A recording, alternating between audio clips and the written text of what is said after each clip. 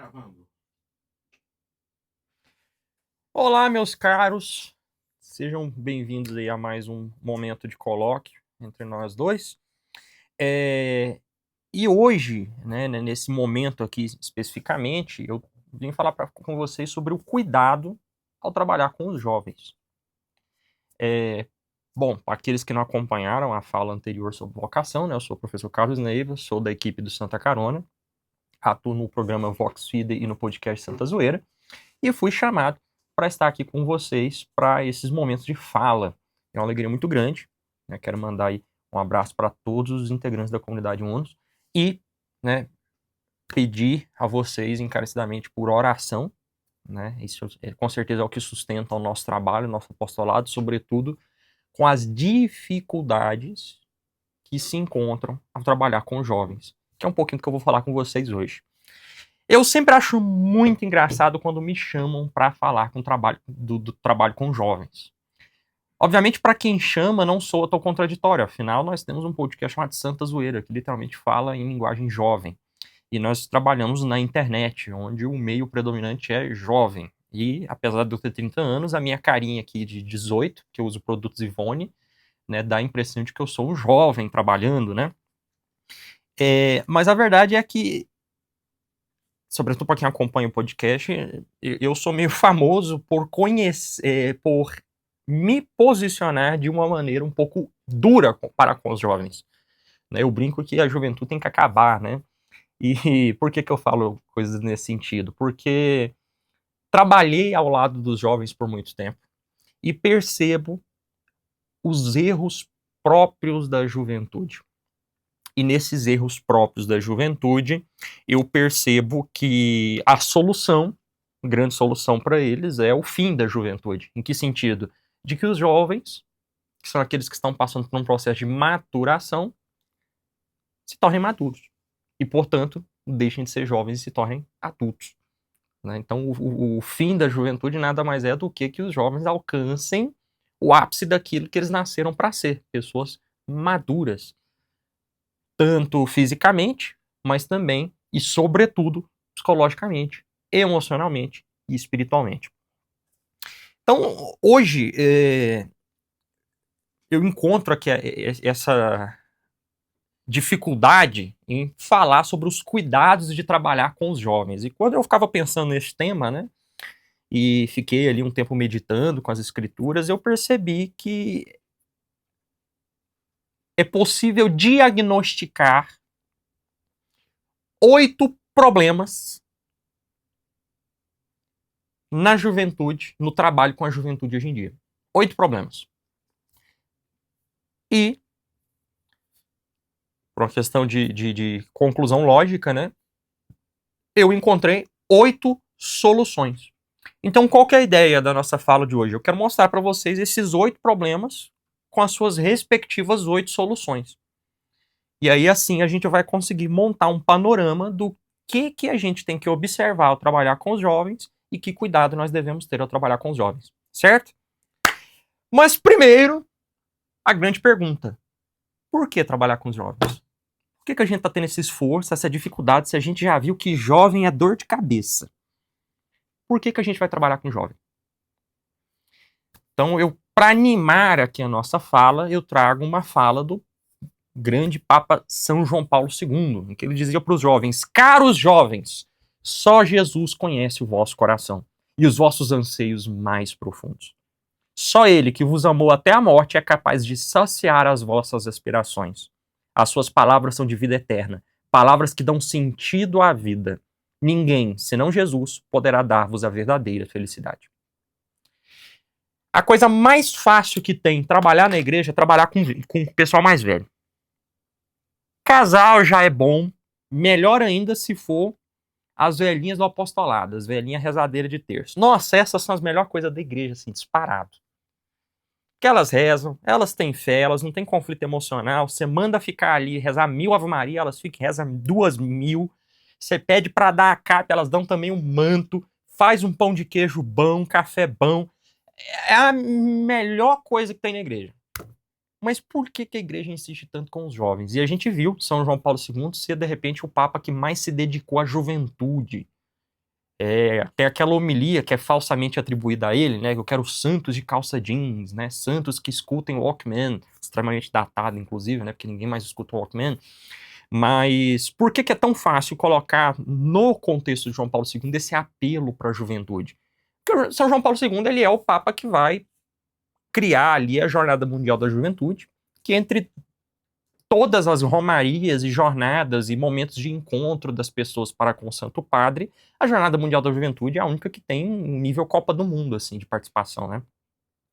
Então, a jornada, ela se tornou um negócio muito frutuoso dentro da igreja, muito bonito, e a gente sempre vê o Papa João Paulo II com esse carinho para com os jovens. E isso, acho que reviveu na igreja uma vontade muito grande de trabalhar com jovens. É claro, havia apostolado antes com jovens. A gente consegue ver, inclusive, grandes santos que fizeram isso. De repente, de repente não, com toda certeza eu posso dizer que o exemplo mais fácil que nós podemos colocar aqui é São João Bosco. Né? Dai-me almas e ficai com o resto. O que me importa é a juventude santa, né? Uma pessoa que estava totalmente dedicada à juventude, né? Porque ele via o clamor, a força que o jovem tinha. E, de fato, quando um jovem se converte, você tem ali material para um santo, né?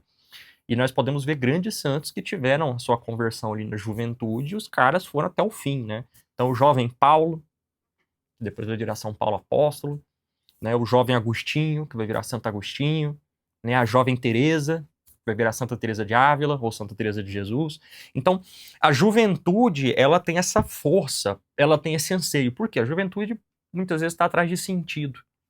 E apresentar para elas o verdadeiro e único sentido das nossas vidas, que é nosso Senhor Jesus Cristo, é algo profundamente transformador. Então, a Igreja Católica, ela não procura jovens porque ela está preocupada em ter uma próxima geração. Não! Gente, se a preocupação da igreja fosse ter uma próxima geração, a igreja tinha que investir pesado, volto mais uma vez, nas velhinhas do apostolado.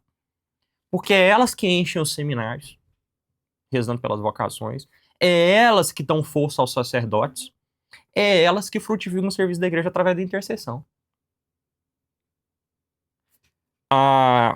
Os jovens, eles estão aqui mais num desejo profundo da igreja, de dar sentido àqueles que procuram incansavelmente por um sentido, do que um pensamento mundano, no sentido de, vamos evangelizar os jovens para a gente ter uma igreja amanhã. A igreja não está preocupada com essas coisas nesse sentido. Né? A igreja não está preocupada de, eu vou garantir o futuro da igreja amanhã, né? Eu vou salvar o cristianismo. Não, quem salva a igreja é nosso Senhor. E é a igreja que salva a gente, não é a gente que salva a igreja. Né? Ainda mais com estratégias humanas aqui, né? De vou converter 30 jovens para amanhã eu ter 30 casais, né? Ter 15 casais, né? Que vai para metade. Não, isso é muito mundano. Nosso Senhor não precisa desses cálculos mundanos. Ele sustentará a sua igreja como tem sustentado há 2000 anos. Então, por que evangelizar os jovens? Eu queria trazer para vocês aqui uma teoria que alguns exegetas sustentam ao ler as Sagradas Escrituras, e especialmente os Santos Evangelhos, e eu queria que vocês dessem o braço a torcer para essa teoria, só para vocês verem que interessante. Mas essa teoria, ela analisa que os apóstolos, os 12 apóstolos, com exceção de São Pedro, eram jovens, eram adolescentes.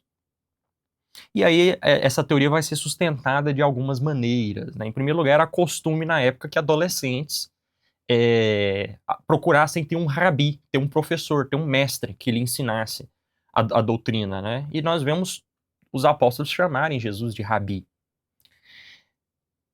Nós vemos também, né, que os apóstolos eles têm um ímpeto muito grande em largar a profissão que eles estão e correr atrás de Jesus. Que é uma coisa que um homem com mulher, família e filhos não faria. Então, coisa de adolescente, né? Outro argumento em favor dessa teoria é de que quando nós vemos João e Tiago, nós vemos eles sendo assistenciados pelo pai no serviço. Então eles estão mais em condição de aprendizes do pai no serviço ali, adolescentes. Não são homens adultos, senão teriam um próprio serviço sozinhos. Né? Mas estão ali com a ajuda do pai. E depois a gente vê a mãe vir pedir por eles, para que um tenha um lugar à direita e outro à esquerda. Coisa de jovenzinho que precisa da assistência dos pais, né? Eles deviam ter ali seus 13, 15, 16 anos. Eles eram todos rapazinhos que andavam com Jesus, né?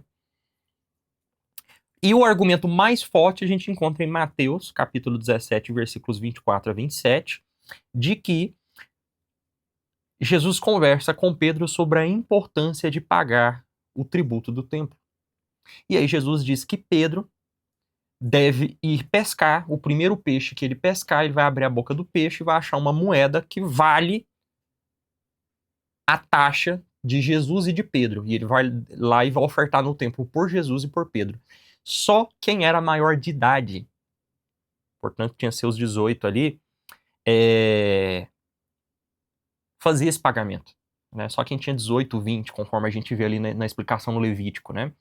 Então Pedro era um homem mais velho, por isso que a gente vê que ele tem esposa, a gente não vê quem são os pais de Pedro, a gente não vê ele sendo assistenciado pelos pais, a gente vê que ele tem uma sogra, né, consequentemente, porque na verdade não se fala da esposa dele, só se fala da sogra dele, né? Então a gente consegue ver que Pedro era o mais velho, o que torna tudo mais fácil para ele assumir essa liderança entre os apóstolos.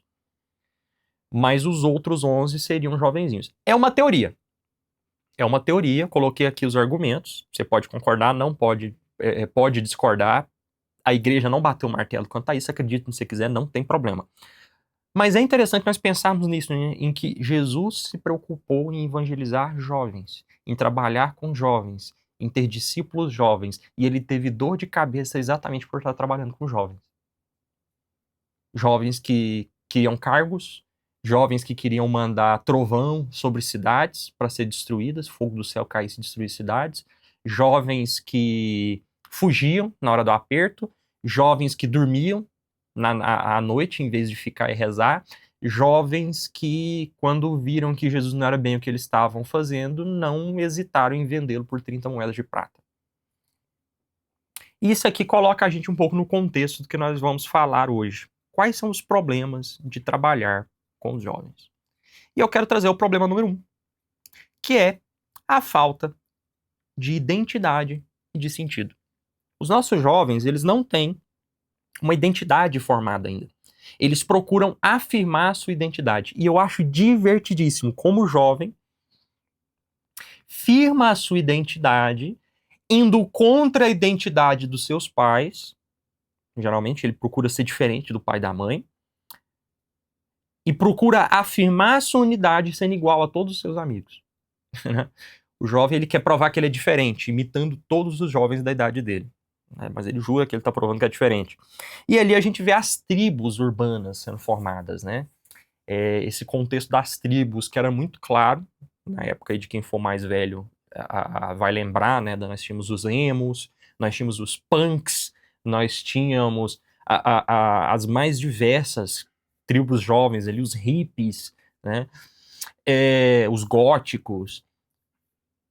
Essas tribos não sumiram, elas continuam hoje em dia, elas só têm outras caras. Mas nós vemos os jovens formarem tribos. E repara, é sempre a mesma coisinha, né? Mete o shape, usa determinado estilo de roupa, determinado corte de cabelo, fala determinados memes, determinadas gírias, assiste determinadas coisas, segue determinados autores. Eles formam verdadeiras tribos, né? E a gente vê essas tribos formando as suas bolhas na internet. E a gente vai vendo as mais variadas bolhas de jovens, né? A gente vê ali os incels, esses rapazes que começam a ver a feminilidade e o ser da mulher, que tem sido um ser mais agressivo, sobretudo por conta do feminismo, eles veem como algo tóxico e, portanto, têm raiva do gênero feminino, né? Nós vemos ali, né, entre os grupos jovens ali, grupos jovens extremamente marcados por ideologias de esquerda, e nós vemos jovens, inclusive, que fazem da igreja a sua tribo urbana. Então colocam a bandeirinha do Vaticano do lado do nome, o perfil dele é para lutar pela fé, né? Então assim, o que ele está procurando? Ele está procurando uma identidade, ele está procurando responder a velha pergunta: quem é você? Eles estão procurando um sentido para a vida. E, gente, é impossível viver sem ter um sentido para a vida. Eu acho que o mestre deste assunto foi o o psicoterapeuta Viktor Frankl.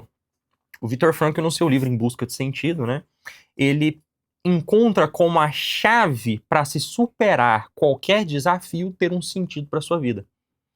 E ele vai dizer no seu livro: quando damos sentidos à vida, não nos sentimos apenas um pouco melhor, mas também encontramos a capacidade de lidar com o sofrimento. Então esse homem ele passou por 3 campos de concentração exatamente porque ele encontrou um sentido. Ele precisava levar a mensagem, o estudo dele, a descoberta psicoterapeuta dele, que depois vai virar a logoterapia. Ele precisava levar isso adiante. E isso deu para ele forças para suportar o maior dos horrores do século passado. Né?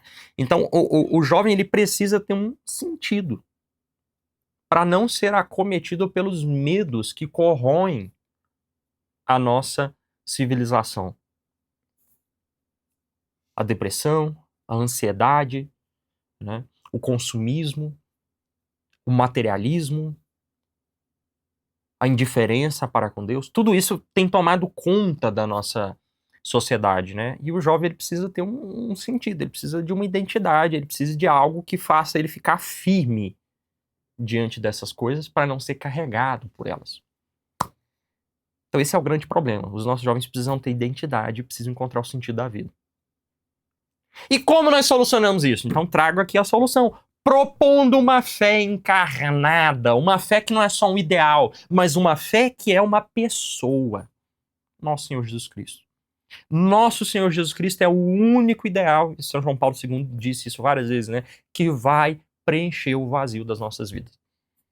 Trago aqui 2 pontos de caminho de São José Maria Escrivá, um autor que eu gosto muito, um livro que eu gosto muito, que ajudam a gente a entender um pouco isso. No ponto 279 ele diz o seguinte: as pessoas geralmente têm uma visão plana, pegada à terra, de 2 dimensões. Quando a tua vida for sobrenatural, obterás de Deus a 3ª dimensão, a altura. E com ela, o relevo, o peso e o volume.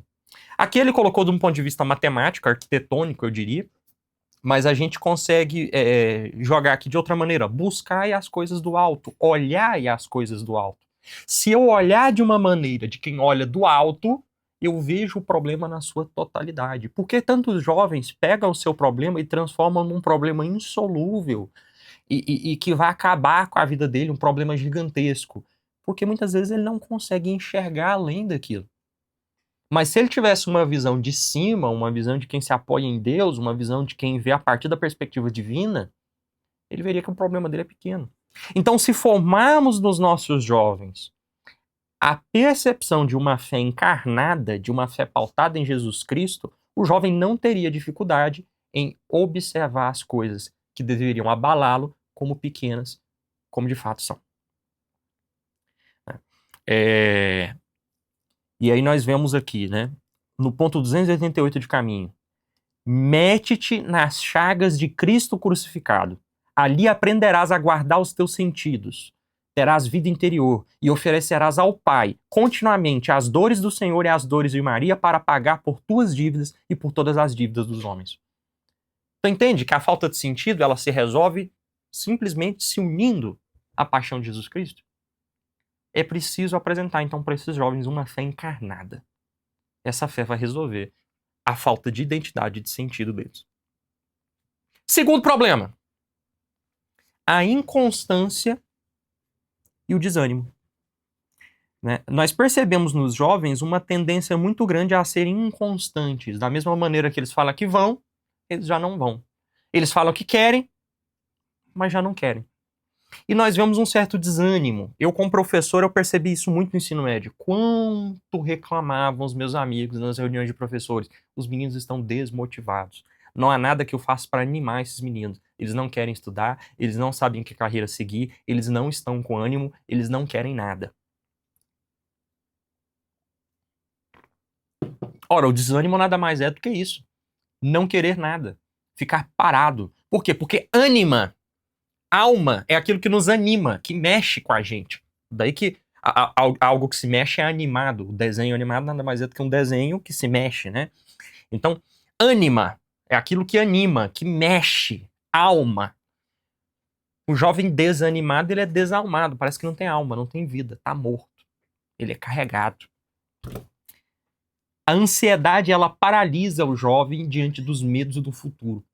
A depressão, ela paralisa o jovem diante do medo do passado que o persegue. A vontade do jovem é fraca. E esse, de repente, é o grande problema que nós temos aqui para lidar com os jovens. Como lidar com pessoas tão fracas, medrosas e desalmadas.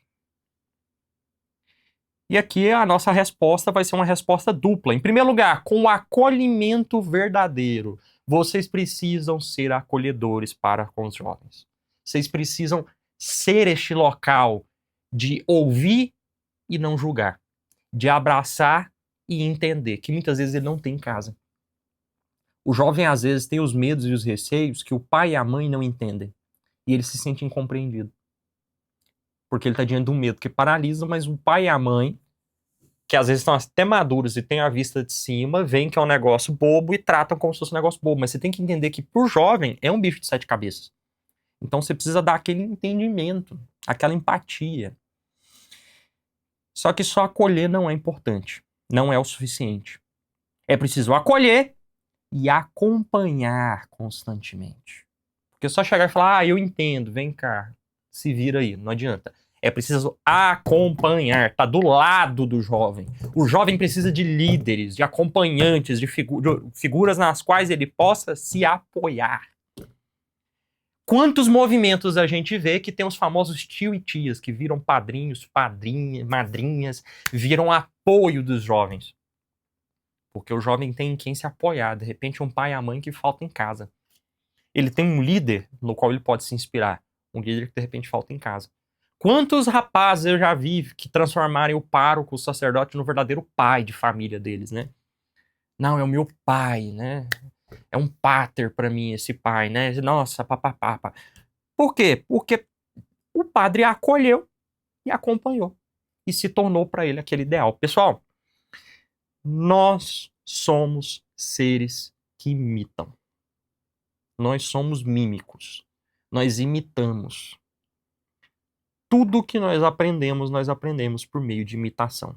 Se um bebezinho aprende a falar mamã, é porque a mãe ficou igual a monga falando pra ele, fala mãe, fala mãe. Ela ficou de jeito pra ele. Nós aprendemos a partir da repetição, mas sobretudo da imitação. Nós não conseguimos aprender a virtude se a virtude for apenas uma matéria teórica que está nos nossos catecismos. Nós só vamos aprender a virtude se a gente ver alguém que nos acompanha que é modelo dessa virtude. Então, você, adulto, que trabalha com os jovens, você precisa acolher esse jovem a quem você propôs uma fé encarnada e ser para esse jovem um sinal de virtude. Ser para esse jovem alguém no qual ele possa se apoiar. Ver e querer ser igual. Trago aqui para vocês um trecho que Jesus, né, diz no capítulo 5 do Evangelho de São Mateus, versículo 16. Brilhe vossa luz diante dos homens para que sejam vossas boas obras, para que vejam vossas boas obras e glorifiquem vosso Pai que estás nos céus. Tá vendo? Imitação. Uma frase de Santo Tomás de Aquino. Quando se trata de ações e paixões humanas, em que a experiência vale mais que tudo, os exemplos movem mais que as palavras. Então acompanhe e seja um exemplo para esses jovens. E eles vão imitar a atitude que eles veem em vocês. Terceiro problema, esse problema que eu me divirto. Por quê? Porque ele contradiz o segundo problema. Amo paradoxos, e o jovem é muito paradoxal. Mas nós observamos no jovem, que é tão desanimado, desalmado, o movimento contrário, a tendência ao extremismo. Então o jovem que é tão desanimado, quer fazer nada, quando ele decide fazer, nossa, ele põe fogo nos olhos e ele está disposto até a última gota do negócio. Maluco. E aí é interessante, porque a gente percebe que o jovem, ele é viciado. Como assim viciado? Você tá falando de drogas, Carlos? Não, tô falando no sentido aristotélico da palavra mesmo, vício. Porque o vício, ele é uma ação má que se dá pelos excessos ou pela ausência completa. E essa ação má se repete com um ato operativo. Então, por exemplo, alguém que tem constantes atos de falta de coragem é covarde. Tá vendo? Repetição, ato operativo, por falta. Mas alguém que tem constantes atos de coragem a ponto dele não ter medo de nada, ele também é uma pessoa com vícios. É o que nós vamos chamar de temeridade. Que é o vício da pessoa que não tem medo de nada. Ele vai morrer, ele vai tomar um tiro na cabeça agora se ele continuar sem medo de nada. O cara pula de uma ponte sem medo. Qual que é o correto? O justo meio. A coragem é o sujeito que sente medo, mas enfrenta os medos. Não é o sujeito que não sente medo. Então, o jovem, ou ele tá totalmente desanimado, ou ele anima demais e acaba tomando excessos extremos. E na nossa época, a internet tem ajudado a alimentar os extremos por meio das bolhas. Por quê? Por meio das bolhas, o jovem ele fica fechado àquilo que ele acredita ser a verdade. E ele vai tendo reforço daquilo que ele acredita que é a verdade. Então, eu acredito que renovação carismática não presta. E aí ele começa a seguir um monte de gente que fala que a renovação carismática não presta. O que acontece? Ele começa a achar que é isso mesmo a ideia da igreja. E nós sabemos que isso é uma ideia absurda, preconceituosa, alimentada muitas vezes até por padres. Mas é uma visão equivocada. Não é a visão da igreja. Mas o jovem vai sendo tomado por extremismo. E nós vemos extremismo dos dois lados, tanto para a direita quanto para a esquerda, nesse país bipolarizado que nós temos. Nós vemos até adultos que vão tomando esses partidos de uma maneira bem juvenil, né? Esquecendo de crescer, estão aí na frente de quartéis generais pedindo volta de movimento militar, para militares que não estão nem aí para eles. Mas a gente percebe isso também do ponto de vista cristão. Eles pegam essa política de direita e esquerda, de Lula e Bolsonaro, e levam para dentro do cristianismo. Então você vai ver aquele jovenzinho da faculdade ali que relativiza a fé, que fala de uma questão que a igreja não tem que rezar, mas tem que defender os pobres, e tem que aceitar as pautas de esquerda, e tem que dar empoderamento feminino, e tem que agir em nome da bandeira LGBTQIA+, ele tem que agir em nome do não sei o quê. Então ele vai puxando a igreja para a pauta esquerdista, mas nós também temos jovens radicais de direita, que aí começam a julgar as comunidades, começam a julgar qualquer coisa nova que aparecer na igreja, porque só presta o que é antigo, só presta o que é medieval. A gente poderia voltar a morar em feudos e ser governados pela igreja diretamente, num reinado social da igreja, teocrático, e a gente deveria viver assim, e voltar a falar todo mundo latim, e todo mundo morar na roça com 15 filhos, tá vendo que é um excesso do mesmo jeito? Só que por outro lado, quem disse que só por ser medieval é melhor e mais cristão? Ora, os apóstolos não eram medievais.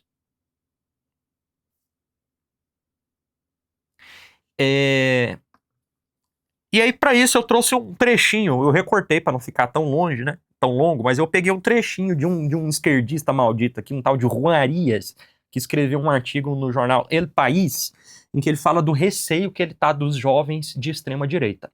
Aí eu recortei toda a babaquice que ele fala e fiquei só com a impressão que ele fala dos excessos da juventude, que eu acho que fundamenta essa fala minha aqui para vocês. Olha que interessante. Escutem.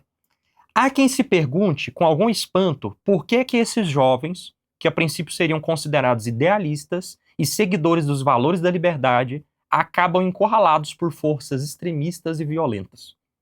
Talvez deva ser lembrado que, como ensina a psicologia tradicional, os jovens estão passando pela fase mais turbulenta de suas vidas, a mais enigmática, para eles que ainda não se sentem adultos, mas também não se sentem crianças.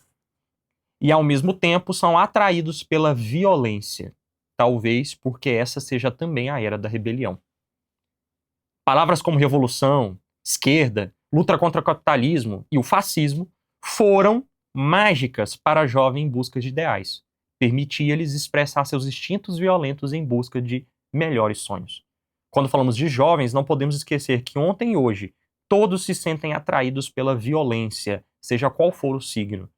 São as bandeiras da rebelião, de qualquer cor política. Então a gente consegue ver aqui que o jovem ele tem essa atração pela violência. João e Tiago falando, vamos mandar descer fogo sobre essa cidade que não quis receber Jesus? Calma. Que violência é essa? E é o cara que fala, não, vamos contar as horas pro Papa morrer, né? Não, porque esse pessoal aqui que não tá com a igreja de sempre tem que ser punido. Então, o jovem ele vai cair em excessos com ares de violência. Quantos Zé Cruzadinhas com bandeirinha do Vaticano a gente tem na internet que vai pra internet pra atacar os malditos infiéis que não estão com a Santa Igreja? Isso não é pregar, gente. Isso não é ser católico. Isso é inquirir. Isso é ser violento. Isso é ser jovem. Ah, mas o reino dos céus é dos violentos. Não é nesse sentido que Cristo falou. Cristo falou de uma força, mas não dessa força juvenil. Imbecil. Emocional, puramente. Isso tem ares de racionalidade, mas não é racionalidade. Como é que a gente faz no meio desse extremismo com esses jovens?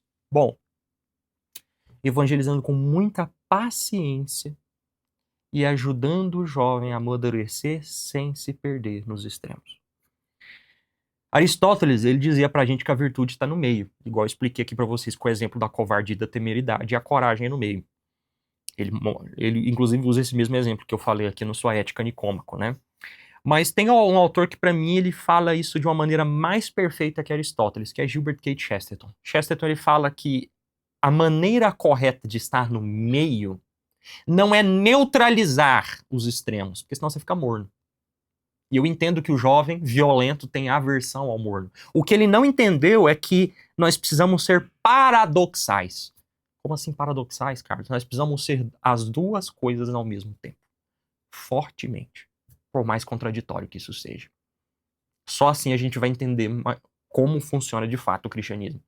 O cristianismo ele é fortemente apegado ao pobre, a fazer deste mundo um lugar melhor, mas fortemente apegado à ideia de que ele nunca vai resolver a questão da pobreza e de que esse mundo nunca vai ser feliz e que só no céu seremos felizes de verdade.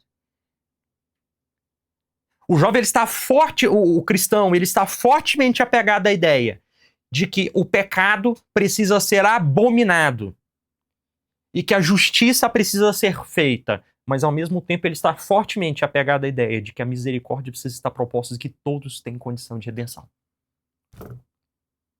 O jovem precisa adotar o ideal cristão de estar fortemente contra a mentira,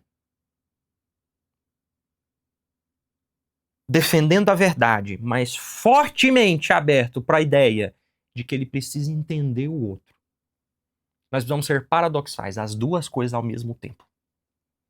A gente não tem que olhar o tradicional e o libertário e falar assim, não, eu preciso ser um ponto neutro entre os dois. Eu não tenho liberdade, não tenho tradição. Isso não é ser católico, isso é ser uma ameba. Volta pro problema 2 que a gente viu.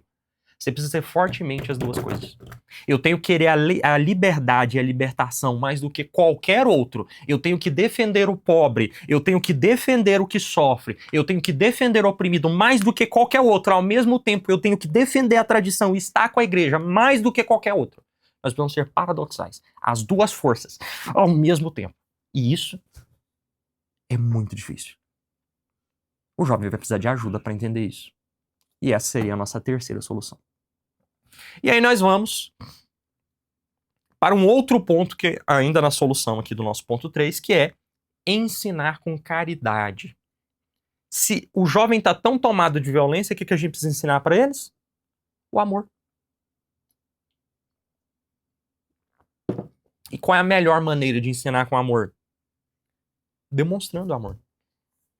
Assim a gente vai contendo esses ímpetos de violência imatura nele, até que ele seja um adulto maduro. Quarto problema, as pressões culturais e ideológicas. O nosso mundo é um mundo neopagão. O nosso mundo está tomado por ideias anticristãs. E o jovem lida com essas ideias o dia inteiro e muitas vezes ele engole essas ideias achando que não está engolindo. E ele arrota essas ideias achando que está lutando contra elas. Quais são essas ideias? Quais ideias compõem o terrível modernismo? A síntese de todas as heresias que assola o nosso tempo.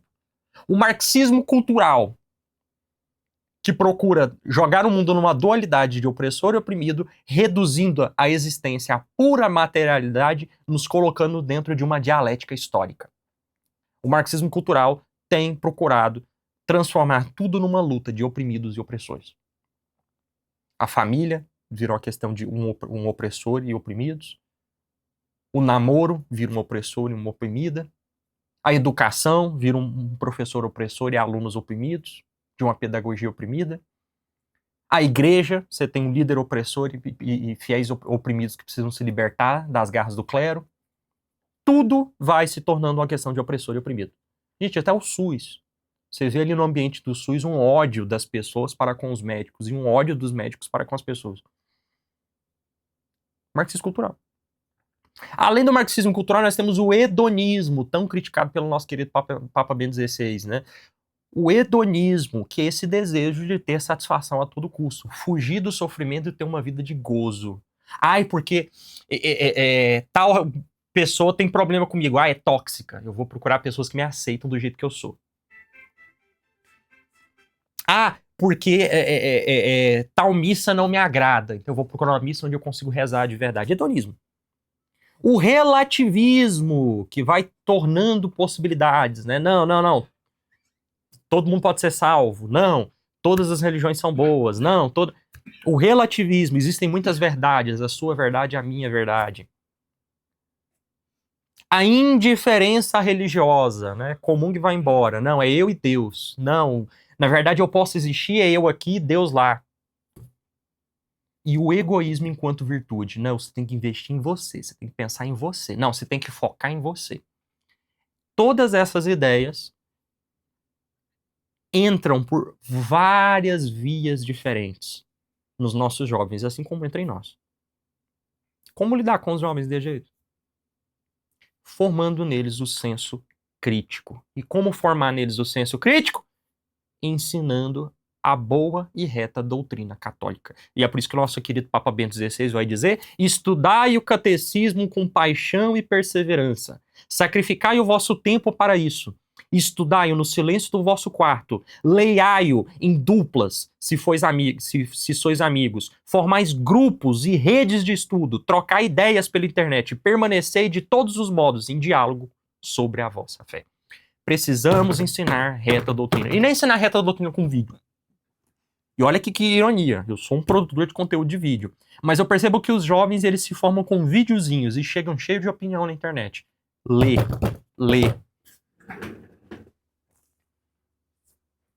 Pegar esse amarelinho aqui, ó, e ler. Estudar isso aqui de verdade. Se você diz que é católico formador, católico evangelizador, católico líder, e você não leu esse livro inteiro aqui, você é vergonha da profissão, já diria o chefe Chacan. Passou da hora de você pregar sua bunda na cadeira e ler esse livro inteiro. Inteiro. Ter o seu todo rabiscado e marcado aqui de jeito, ó. Todo troncho. Passou da hora. E despertar nos jovens esse mesmo desejo. Pegar o catecismo e mastigar o catecismo.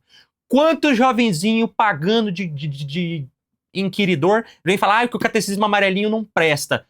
E ele não leu o catecismo amarelinho. Ele viu um vídeo de um babaca falando mal do catecismo amarelinho. Eu quero ver gente que leu isso aqui inteiro. Nós temos vários cursos na internet de pessoas que explicam o catecismo inteirinho. Se você não consegue sentar e ler sozinho, estudar sozinho, procura um apoio desse. Monta um grupo de estudo. Arruma um catequista, mas estudar o catecismo. Não é uma questão de fé ou de razão.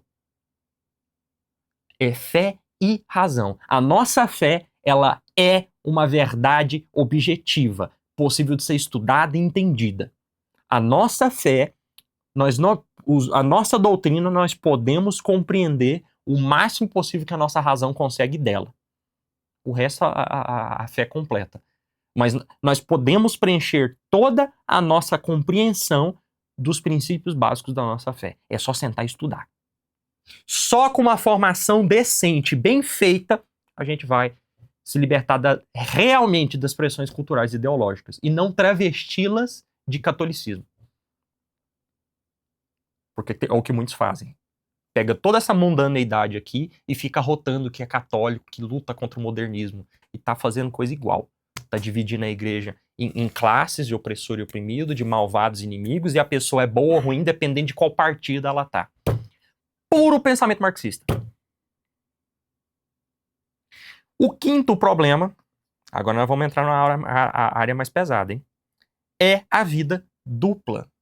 Nós estamos numa época em que cada vez mais é fácil e é recomendado ter uma vida dupla. Se fala muito dos horrores dos papas da Idade Média, mas é impressionante. Os papas da Idade Média, eles eram da nobreza. E a nobreza, ela tinha a seguinte mentalidade: eu sou melhor que você. Não importa o que você faça. Eu sou melhor que você. Não importa o que eu faça. Eu sou melhor que você que não é nobre. Então a nobreza, ela não tinha por que esconder o que ela fazia de errado. Por quê? Porque eu vou continuar sendo melhor que você. Então se um papa queria ter uma mulher, se um papa queria ser homossexual, se um papa queria ser assassino, ele não tinha por que esconder disso, porque ele continuaria sendo melhor que a plebe. Ele continuaria sendo melhor que os plebeus. Ele continuaria.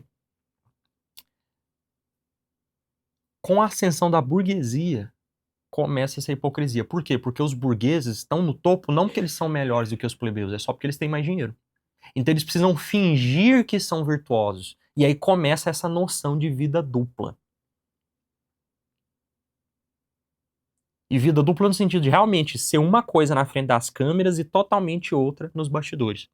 E isso tem virado uma coisa cada vez mais comum na nossa modernidade.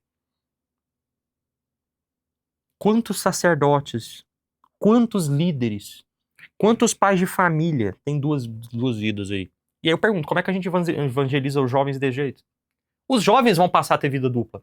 É aquele jovenzinho que é um santinho na igreja e no fim de semana vai pra balada e pega todas. É aquele jovenzinho que tá ali, e namora o santo e engravida a namorada. E aí? Felizmente, já existia uma certa vida dupla já na Sagrada Escritura e o nosso Senhor traz palavras aqui que podem nos ajudar a compreender esse problema. No capítulo 23 do Evangelho de São Mateus, no versículo de 1 ao 7, Jesus disse: Então falou Jesus à multidão e aos seus discípulos, dizendo: Na cadeira de Moisés estão assentados os escribas e fariseus. Todas as coisas, pois, que vos disserem que observeis, observai-as e fazei-as, mas não procedais em conformidade com suas obras, porque dizem e não fazem. Pois atam fardos pesados e difíceis de suportar, e os põem aos ombros dos homens. Eles, porém, nem com seu dedo querem movê-los, e fazem todas as obras a fim de serem vistos pelos homens, pois trazem largos filactérios e alargam as franjas das suas vestes, e amam os primeiros lugares nas ceias, e as primeiras cadeiras nas sinagogas, e as saudações nas praças, e os serem chamados pelos homens Rabi, Rabi. Então a gente consegue ver, já nos fariseus, essa certa vida dupla. Mas Cristo fala, o que eles estão falando não fica inválido por causa disso. A mensagem de Moisés ainda é certa. Mas existe esse risco daqueles que pregam e vivem outra coisa. E o Papa Francisco vai dizer, não se pode, por exemplo, sair da Santa Missa e já no adro da igreja parar para fazer comentários malévolos e desprovidos de misericórdia sobre tudo e todos. Aquele na entrada faz essas coisas. É uma coisa feia. Ou mostrar-se piedosos na oração, mas depois em casa tratar com frieza e distância os próprios familiares. Ou negligenciar os pais idosos que precisam de ajuda e companhia. Então, o nosso próprio Papa fala do nosso farisaísmo atual. Qual seria a solução para esse problema? Eu trago aqui uma dupla solução para vocês. Em primeiro lugar, uma autenticidade de testemunho. Mais uma vez, viver de maneira autêntica, sendo o mesmo dentro da igreja e fora dela, para que o jovem possa te imitar, e usando prudentemente as mídias da cultura digital. Quantos de nós estamos na igreja e vai olhar o nosso Instagram é outra coisa? Ou quantos de nós construímos no nosso Instagram uma pessoa perfeita, vai ver a realidade não é bem assim. Vai lá e posta, você e a família, parece que você vive num comercial de margarina. E não é bem assim. Eu pergunto, isso é autenticidade? Quem vê você no Instagram e depois te vê pessoalmente não vai desanimar? Isso é um problema. Papa Francisco diz o seguinte: vivo a minha fé de forma coerente, isso é, aquilo que faço na igreja, busco com o mesmo espírito fazer fora. Com os sentimentos, com as palavras e com as obras, concretizo na proximidade e no respeito aos meus irmãos o que digo na oração? Mais uma vez eu volto no ponto. Nós aprendemos por meio da imitação. Só sendo autênticos nós vamos ajudar os jovens de vida dupla a se tornarem autênticos. Então, se você quer fazer da vida dupla um projeto de vida, abandone o trabalho com os jovens. Vai ser menos pior para você no dia do juízo final. Sexto problema, as lideranças mal formadas. Nós temos muitos líderes mal formados. Não foram preparados para ser líderes. Ou que querem ser líderes a todo custo. Ou colocamos o jovenzinho ali para ser líder dos jovens e é um jovem que não tem capacidade de ser líder. Você é ouvido apenas por ser o líder? Você nunca coloca a mão na massa? Você não possui inteligência emocional? Se perde na sua raiva, no seu descontrole emocional? Você não investe para ter a melhor equipe possível, mas quer ter só seus amiguinhos, só patotinho, em vez dos mais capazes possíveis? Ou de capacitar as pessoas o máximo possível? Você não fala com os subalternos, os inferiores, os grupos que não estão na glória com você, que é o representante diocesano? Você acha que as novas ideias vêm só para piorar? E você não sabe ou não quer saber ensinar? Isso é um sinal de que você é um péssimo líder. E aí eu trago algumas soluções. Formar os formadores e dar espaço para o protagonismo dos jovens. No ponto 32 de Caminho, São José Maria Escrivá diz: tu não serás líder se na massa só vires o escabelo para empoleirar-te. Tu serás líder se tiveres a ambição de salvar todas as almas. Não podes viver de costas para a multidão. É preciso que tenha ânsias de torná-la feliz. Você tem que olhar para aqueles jovens e não só pensar, nossa, eles são o palanque que eu preciso para eu ter minha ascensão social. Não, não. Você tem que olhar e falar, eu quero salvar cada um. No ponto 833, São José Maria Escrivá diz: líderes, viriliza a tua vontade para que Deus te faça líder. Não vês como procedem as malditas sociedades secretas? Nunca conquistam as massas. Em seus antros, formam alguns homens demônios que se agitam e movimentam as multidões, tresloucando-as para fazê-las ir atrás deles, ao precipício de todas as desordens e ao inferno. Eles levam uma semente amaldiçoada.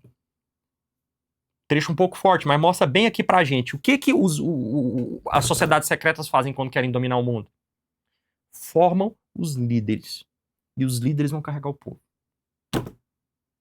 Como está sendo a formação de liderança no meio de vocês? Vocês estão formando aqueles jovens líderes que vão carregar os outros jovens? Vocês estão formando aqueles adultos líderes que vão carregar os jovens? No ponto 832, um ponto antes, São José Maria Escrivá diz: que preocupação há no mundo por mudar de lugar? O que aconteceria se cada osso, se cada músculo do corpo humano quisesse ocupar um posto diferente do que lhe compete? Não é outra razão do mal-estar no mundo? Persevera no teu lugar, meu filho. Daí, quanto poderás trabalhar pelo reino efetivo de nosso Senhor? Então não vamos ficar nessa vaidade de ai, fulano é o líder, ai, fulano é a linha de frente, ai, fulano é o pregador e eu queria ser. Eu faria tão bem. Calma. Se Deus te quer aí, não fica falando com o pé que quer ficar no lugar da mão. Faz bem feito o seu. Faz bem feito o seu. Não vamos ficar em briguinha de quem é o líder, quem é o coordenador. Isso também é parte da confusão das lideranças ali, dessa grande crise de líderes que nós vivemos. Nossa sociedade, mais do que nunca, ela tem crise de líderes. Nós não temos líderes em quem nos apoiarmos. E aí a internet aparecem vários gurus loucos para serem líderes, né? E ali tem gente que não tem condição, é só porque eles querem estar por cima da carne seca. Então, se você tá com muita vontade de estar por cima da carne seca, pensa o quanto de bem você não pode fazer onde você tá. Se formando bem e liderando bem onde você tá. Não precisa ser o rosto da coordenação. Você pode ser o grande líder da limpeza do banheiro.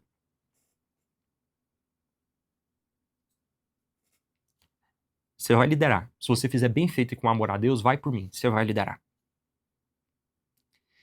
Sétimo problema, os escândalos e as feridas, né? Nós vivemos numa época tão complicada, em que os nossos jovens estão tão feridos, tão machucados psicologicamente, muitos deles passaram por abusos, agressões, estão feridos. E o ambiente da igreja, muitas vezes, é um ambiente de escândalo, que faz o jovem afundar mais ainda. Ele vê padre que perde a fé, padre que abusa de coroinha, ele vê casal de igreja líder e o homem trai a mulher. Escândalos têm machucado muito a fé das pessoas. Quantas pessoas eu vejo por aí que abandonaram a fé por causa dos malditos maus católicos? Em Lucas 17, versículos 1 a 5, Jesus disse: E disse aos discípulos: É impossível que não venham os escândalos, mas ai daquele por quem vierem. Melhor lhe fora que lhe pusesse ao pescoço uma mó de atafona, uma pedra de moinho, uma grande pedra, e fosse lançada ao mar, do que fazer tropeçar um destes pequenos. Olhai por vós mesmos. E se teu irmão pecar contra ti, repreende-o. E se ele se arrepender, perdoa-lhe. E se pecar contra ti 7 vezes no dia, e 7 vezes no dia vier ter contigo dizendo, arrependo-me, perdoa-lhe. Disseram então os apóstolos ao Senhor, acrescenta-nos a fé. Meus caros, escândalos vão acontecer na nossa igreja. É impossível. Mas entendam, e eu tenho falado muito isso com o pessoal, né? Vamos entender o real sentido da palavra escândalo. Escândalo não é passada, chocada. Não, isso não é escândalo. Escândalo vem do grego escandalon, que é pedra de tropeço. Escândalo é ver que uma pessoa faz o mal, perder a fé e passar a fazer o mal por causa dela. Se alguém pecar por sua causa, porque você pecou, você foi escândalo para a pessoa. E ai de você. Gente, Jesus é muito caridoso no Evangelho. Ele sempre fala sobre perdoar, mas quando ele fala de escândalo, ele deixa bem claro que ele não vai perdoar. Deus está disposto a perdoar qualquer pecado seu. Mas se por sua causa alguém perdeu a fé, você está enrolado. Você está enrolado. Você está enrolado. Porque os erros daquela pessoa vão estar na tua conta. Então, se você quer estar na igreja, quer estar à frente, não escandalize ninguém. Não peque, fazendo com que o seu pecado leve as pessoas a pecar. Não seja mundano, fazendo com que, vendo você que é líder, mundano, as pessoas queiram ser mundanas.